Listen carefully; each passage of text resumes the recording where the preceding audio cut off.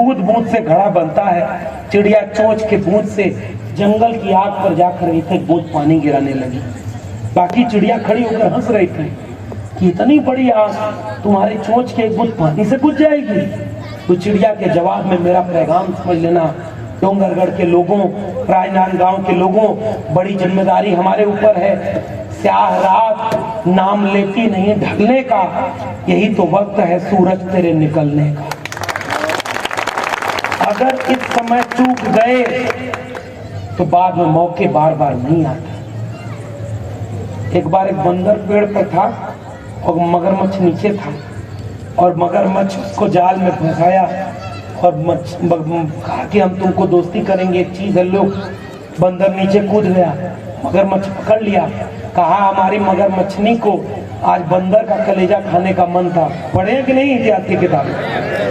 पढ़े ना, कलेजा खाने का मन था, अब तो तुमको पकड़ लिए लेके जाएंगे कलेजा खिलाने। बंदर क्या बोला, अरे दट पहले बताना था। कहा क्या हुआ? कहा कलेजा तुम्हें उसी पेड़ पर छोड़कर चला गया। याद है कि नहीं? किस दिन रात के लिए ये सब शिक्षा दी गई थी? इसी दिन रात के लिए कि जब संविधान बचाने का वक्त आएगा तो आपस में लड़ते रहेंगे। इनको वोट दिया तो देख लिया ये खराब वो खराब, अरे जो सबसे खराब है उसको तो रोकते। बंदर बोला कलेजा पेड़ पर लटका के चलाया। मगरमच्छ बोला ओहो जाओ अच्छा कलेजा लेकर आओ। बंदर का 2 मिनट में गया और आया, बुलेट ट्रेन से आऊंगा। दौड़कर पेड़ पर चढ़ गया और जब सुरक्षित पहुंच गया तो मगरमच्छ से कहा, रे मूर्ख, अगर कलेजा पेड़ पर होता तो मैं जिंदा कैसे होता? बंदर होशियार था, जान बचा ले गया। हम कितने होशियार हैं, इम्तिहान हमारे सामने खड़ा।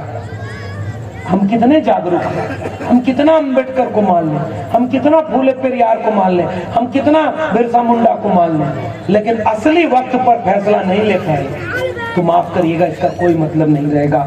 चिड़िया ने जवाब दिया कि मुझे पता है कि मेरे चोंच के एक बूंद पानी से ये जंगल की आग नहीं बुझेगी, लेकिन डोंगरगढ़ राजनांदगांव के लोगों, चिड़िया ने कहा कि मैं जानती हूँ कि मेरे चोंच के एक बूंद पानी से ये जंगल की आग नहीं बुझेगी, मगर जब इस आग का इतिहास लिखा जाएगा तो मेरा नाम आग लगाने वालों में नहीं, आग बुझाने वालों में शामिल।